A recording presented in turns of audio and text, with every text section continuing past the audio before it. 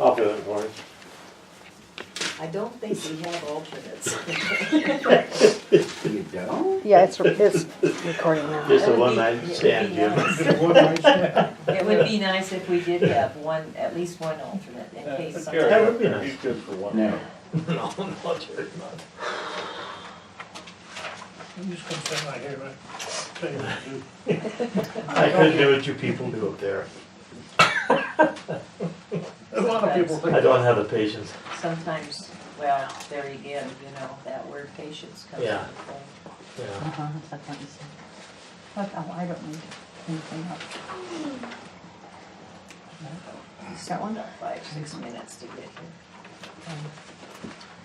Questions? I was supposed to He do coming from something work with or this, else so at just school? put it around the neck. I think he's Did you in hear anything school. about somebody might be buying that tree next to the I- garage over there? Changed the meeting date simply because The other of day his there was schedule. It's for some sale. electrician. Huh? It's for sale. Yeah, but somebody said the electrician was looking at it. He's not, he's Trailer, he's coaching The basketball at modular. school. No, but I mean. No, yeah, Yeah, Yeah, it's, Still from mine. what I understand, Yeah, yeah. Good. And he's That's got a good, very- good. I thought Sterling Well, was their there. schedule- Did you buy that behind the garage too? Yeah. what's that? Did you buy the place behind the garage? No. Yeah, he was across the I street. think he's like 5 on and 6 off, or 6 on and 5 off. This or is awfully something. tight It's just back here, weird isn't it? schedule, and it's. There he is. There he is. Okay, so. I'll bet it was. No. Need you, okay. I'll just cancel. Yeah.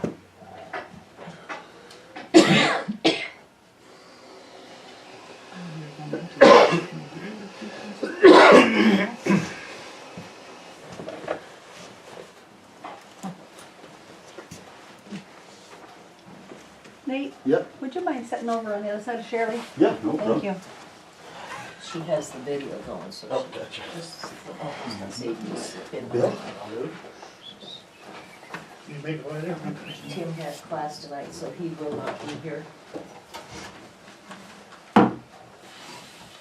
So do we still vote then, since? We've got a quorum, so he's the only one missing.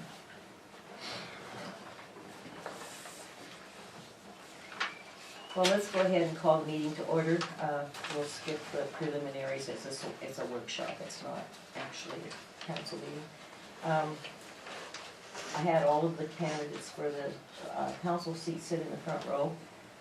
So it will be up to you and Jim mostly to ask questions, and then they can field questions from the audience or whoever is here.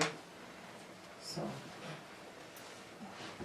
Well, I'll let the ranking officer start, I guess.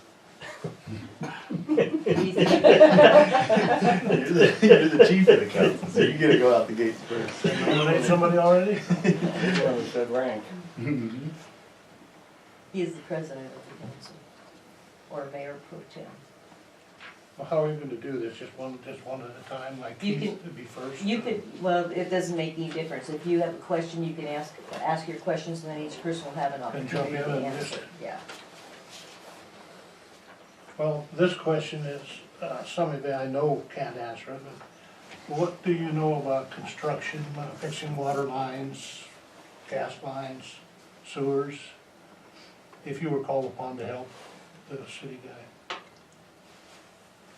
Just go ahead. The last 3 years I worked at the summer help program in Bridger with the Public Works Department, so I have You have that experience. experience digging up lines and Did you run any equipment? the backhoe, Good. yeah, shovels, really good with shovels, Lots of shovel. yes. The whacker backer. Good. Anybody else? Yeah, I Keith? got 6 months in the sewer plant in Jewett City, Connecticut. Good. Anybody else? That's more than I thought we'd have. Jim? I've got 40 years in construction. Yeah. Good part of it was underground sewer, water. Not a lot of gas. But, Fantastic. comfortable enough to get myself in trouble. Yeah, that's easy to do. Work, anything? Over 50 years, I've run gas lines, water lines, Done a little everything. That's amazing. We use 5 of them? I wish. Okay, the next one is, just tell us in your own words what you would like to see, or see where this town goes, what to do and what really needs improvement. Anybody? I would say communication with the townspeople needs to get a little better. I hardly hear anything that's going on here in Fromberg. I know everything that goes on in Bridger, but hardly anything here. And I have 2 kids that, they go to school in Bridger, but they're here all the time. They don't wander the streets, but you know, They're kids. they're 11 and 12, they're getting used to the streets here. I'm giving them a little leeway to go to school on weekends and stuff, and just curious, want to know what more is going on, like different events and stuff. And we do have a website and that will be maintained, so. Okay. I'll look that up. Keith? Well, about the same thing. Make sure to, Nothing special? yeah, nothing real big. I mean, would like to see a better police chief that we had. Or get the sheriff Well, department. that's taken We have care a of, that's taken contract care with of. the Yeah, sheriff's Yeah, office. somebody told me about that, so that's, you know. Yeah. As far as public safety is concerned, Yeah. that's what I was concerned about. Lisa? I think communication's important. I think there's a lot of individual groups in town that seem to get things going, but nobody's ever all on the same page. So there's a lot of people that don't hear about it, there's no advertising for it. I think Fromberg Days has dropped off the map in the last few years, and that's unfortunate, because that used to be a big event. And I think a lot of that is that we've seen so much division in town, that everybody's kind of trying to do their own thing, but we're unable to come together and do things together as a town, and I think that would make a big difference. I think there's a lot of people in town that want good things.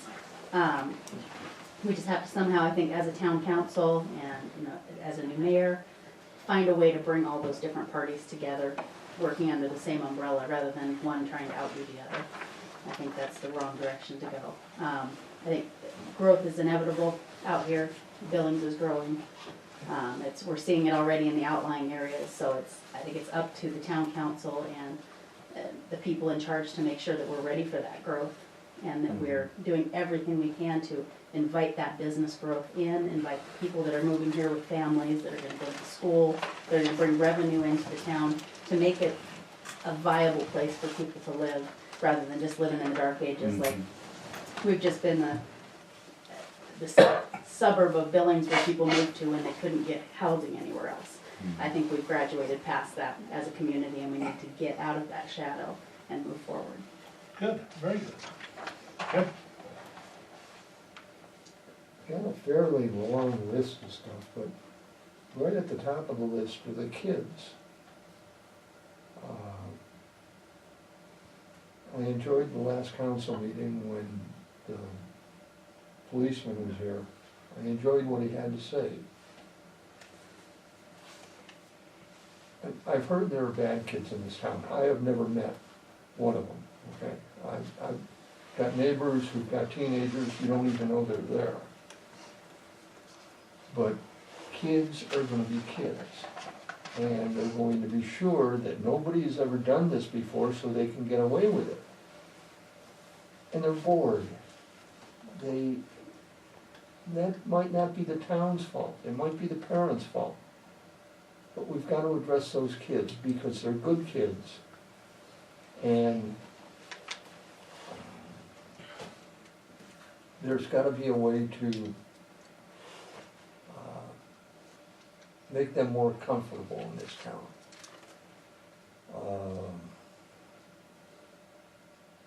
Business possibilities,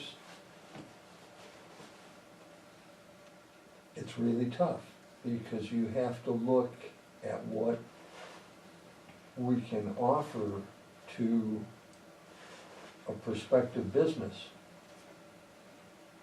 And there are some possibilities. One of the big things that I would like to see done is somebody's going to build a garage or a house. There's no permitting. structure, there are no inspections. The permitting process protects the customer and the contractor. It also provides a source of funding to the town. The inspection process is critical. Had a building built down at the end of the block. It'll be something to see how long this building stands, the way it's built.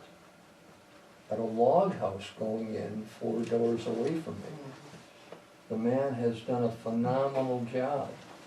One man putting a log house up by himself. Unbelievable. But there are some serious mistakes. Does he have an electrical permit? Does he have a plumbing permit? Will it be inspected? I believe the state usually comes in and does all those inspections, and Cliff Schultz over in Bridger is a electrical, he's licensed electric, but he's also a state inspector, so any electric that goes in, he will do the inspection on it. If he is aware of it, I'm sure he probably is. and he has to perform multiple inspections, not just one. Mhm. What about the plumbing inspection? He's got a roof going on now. The roof is questionable. Okay, seriously questionable. And because the house is so well built, I mean, a log house will last for 150 years. You can probably live with a bad roof. But it's there.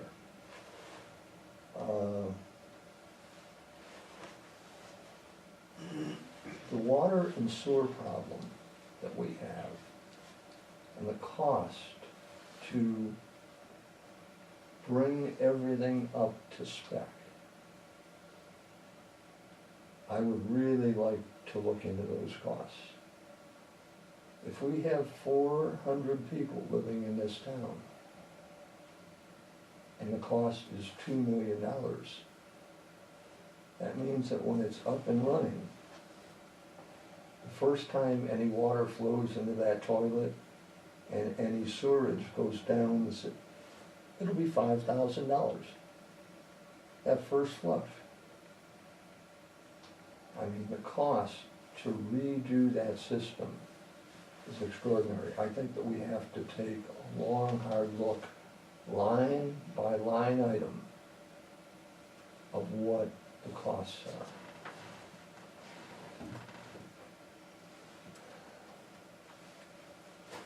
Some other little things, but those are the big ones. As far as inspectors and that would work with the town and with zoning applications, building permits and things like that.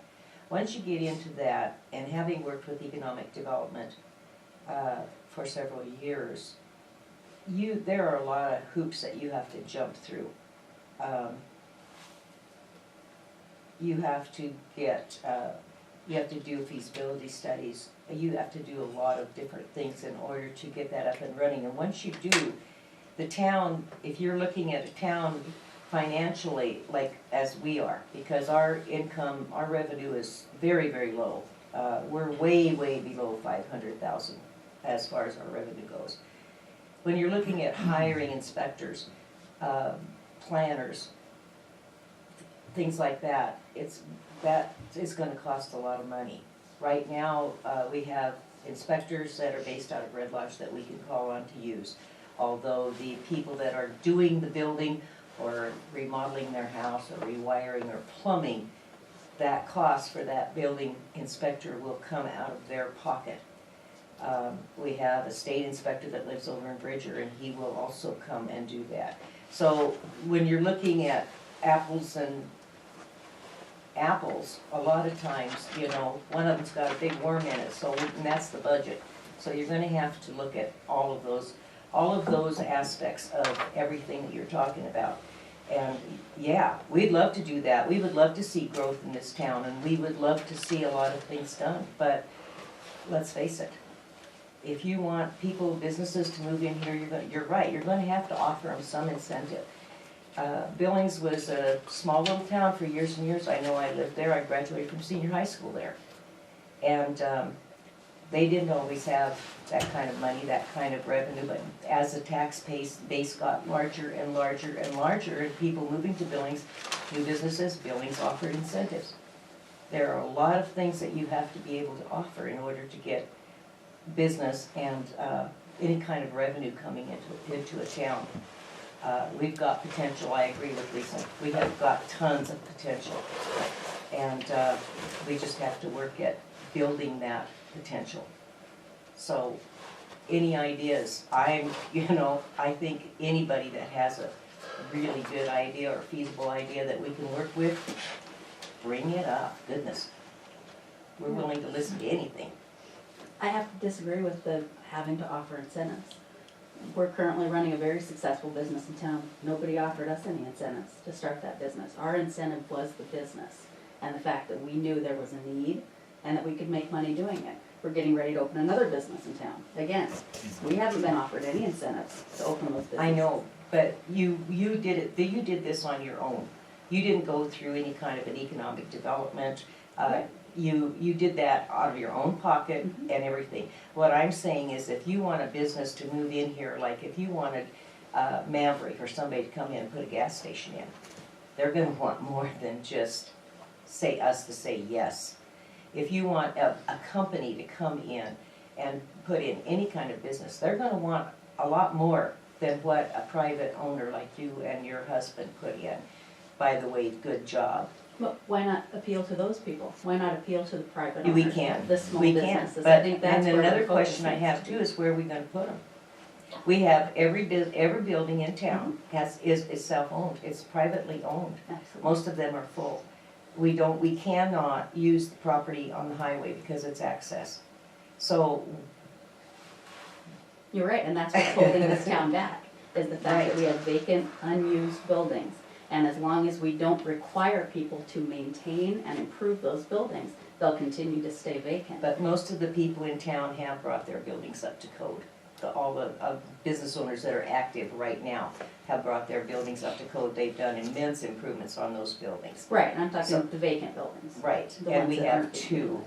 that are being used for storage right now. And I agree with that, and we need to enforce those ordinances to get those fixed up. Absolutely.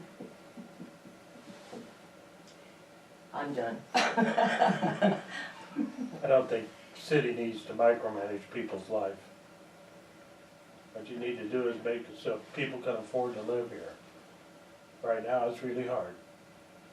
Even if you're renting, the Yeah. rent is You stick that substantial, on, even in Fromberg. our utility bills on top of it, we're the highest in the Northwest. Higher than Denver, Seattle, Portland, anywhere. But you have to figure It costs population $50 into a that. month to live in Billings.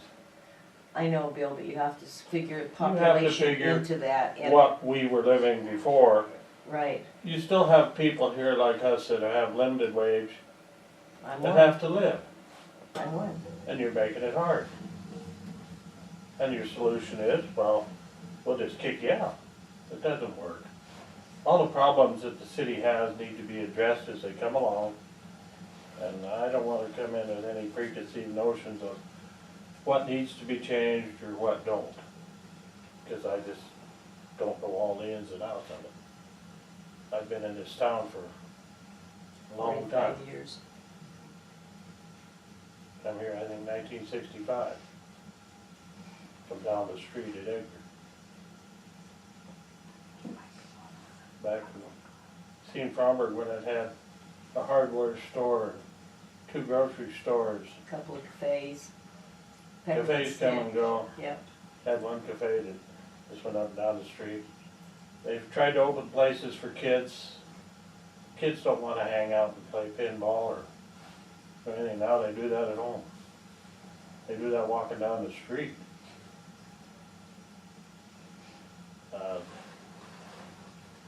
Society's too mobile to try to keep. There's good kids and bad kids. We live down next door to a place where drug deals are made in the alley every day. and everybody knows it. Nobody ever reports it.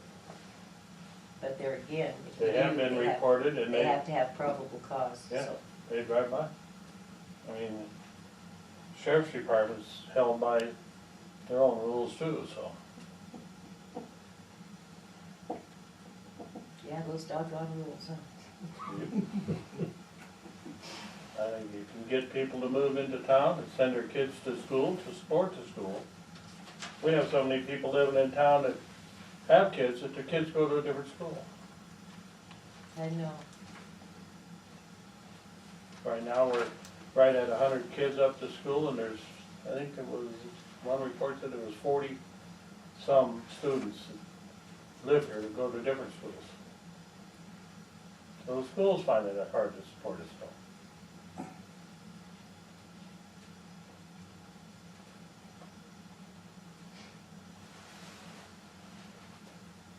That's all I have. I guess, no, you pretty much stole one of mine. But I guess for me, it'd just be, if there is one, what is probably like it might be small, might be big, but something that's probably the biggest overlooked problem that everybody neglects in this town? If you would, if there is any, in your opinion. The speeding down the street, that's the only thing that I can think of that bugs me. We deal with the same thing right over here, at the racetrack to the bridge. Uh-huh, yep. The racetrack around my corner, Mm-hmm. what are you talking about? They can't race up and down my street, it's too full of potholes. And she's got kids that they may hit Mm-hmm. Yes. first. What happened, I was gonna ask you, Jim, what happened to that sign that was over there, kids that played? We used to have a sign on that street with the speed limit. It's disappeared. We John need- and, Yeah. John we and need Penny to- put up a slow sign. The little turtle. Yeah, we need They to don't pay attention. bring that up at council. That street is terrible, even as rough as it is, the traffic on it now. They don't slow down them. The only time they slow down is if I'm standing out on the porch. And that's true. It used to be worse, Yeah, when the Y went straight out. yeah. All the traffic went through there. Afraid of what shooters. As far as being overlooked, I think there's a lot of small things in town. I think it's been the kind of the good old boy mentality for a very long time. People thought because they've gotten away with it this long that it was legal or that it was acceptable, and because they've never been called out on it. When you start putting those things in place that say, hey, you can't do that, people get upset and they're not gonna be happy about it, but the fact of the matter is, they're there for protection and they're there to make sure that the town goes in the right direction. I think those are the small, as far as the big things being overlooked in the town, I think the town as a whole and a lot of people that have lived here for a very long time are overlooking the fact that the growth in this direction is starting to outweigh the bad reputation that Fromberg has had for a very long time. And I mean, let's be honest, that's the fact.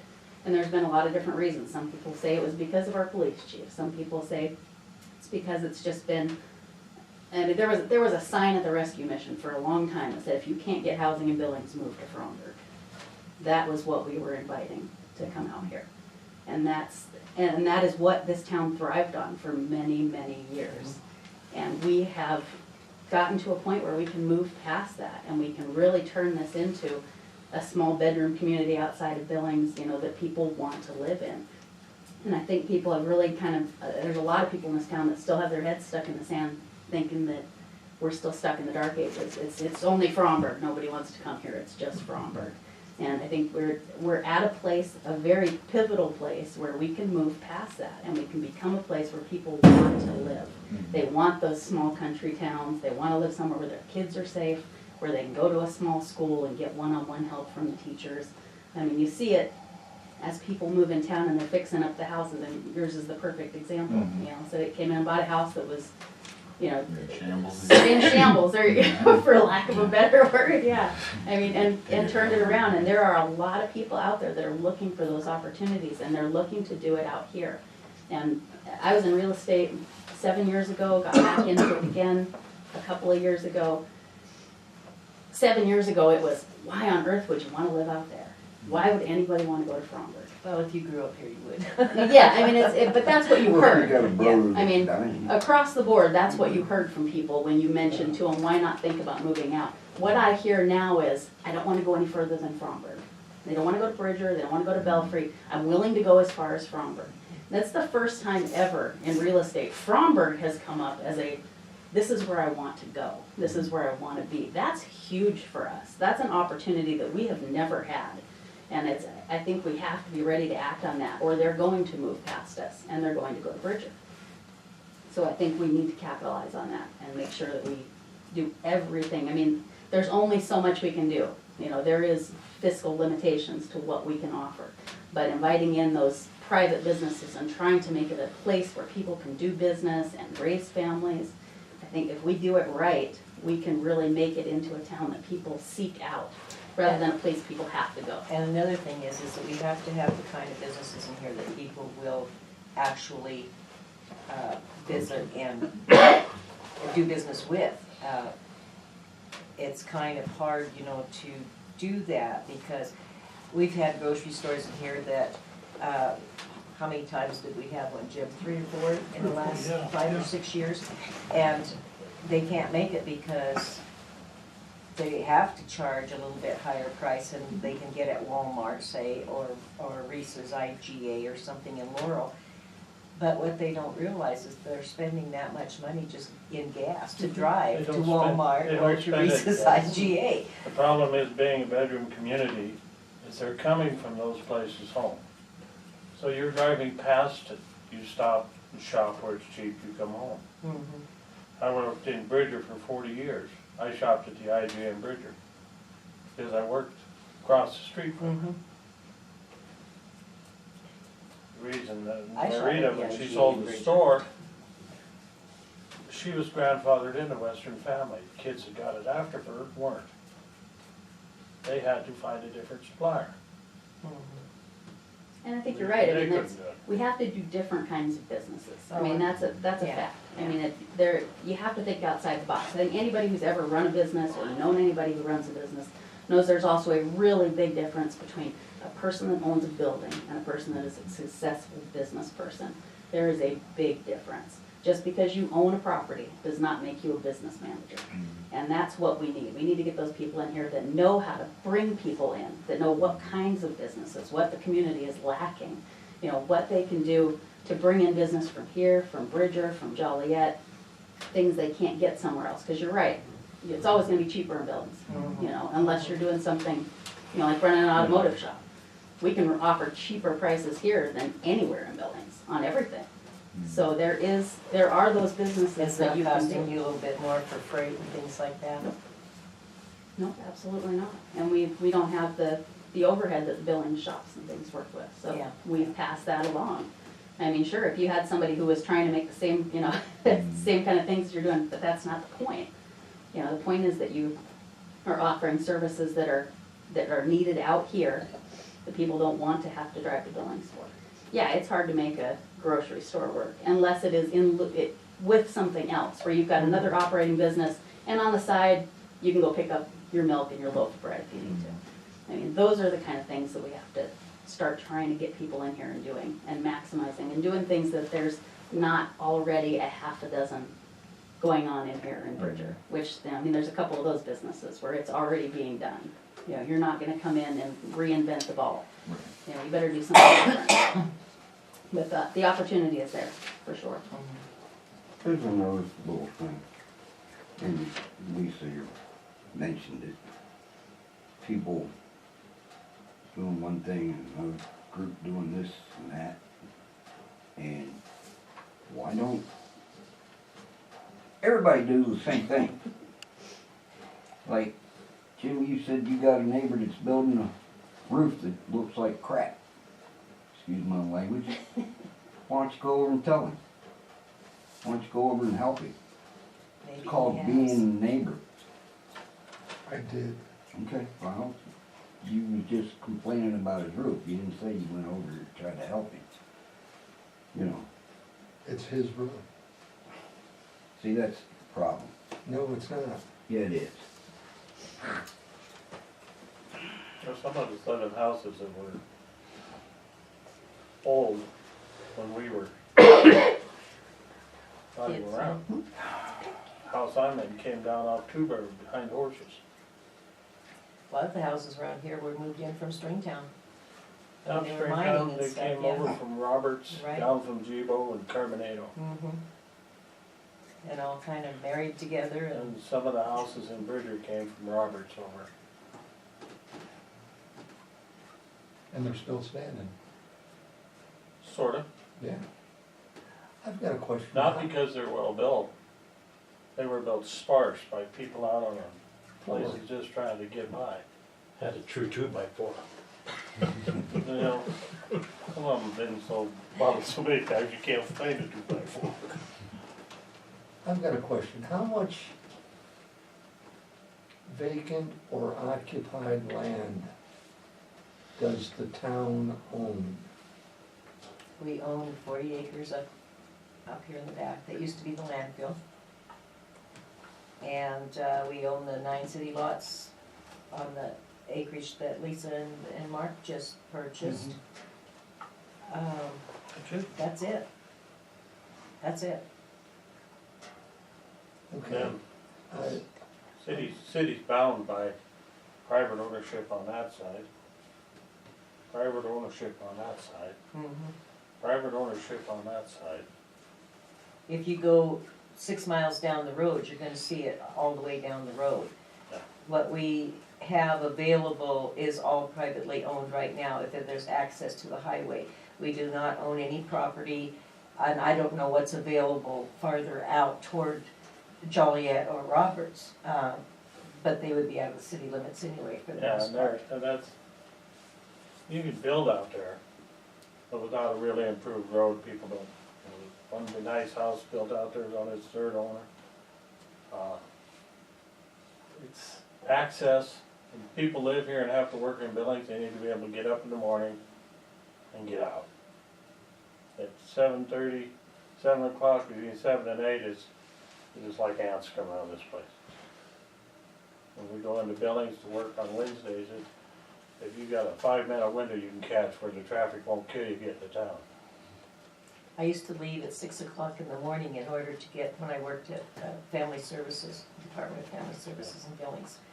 And I would leave about 6 or 6:30, and it would be like you said, a bunch of ants all the way into Billings. But I got there, I had to get there early so I could go and get a parking place, because I didn't want, I was too lazy to walk 4 blocks. You mentioned the land where the burn pile is? No, well, where used to be the landfill. The burn pile is over on the east side of town behind the ball field. There's a burn pile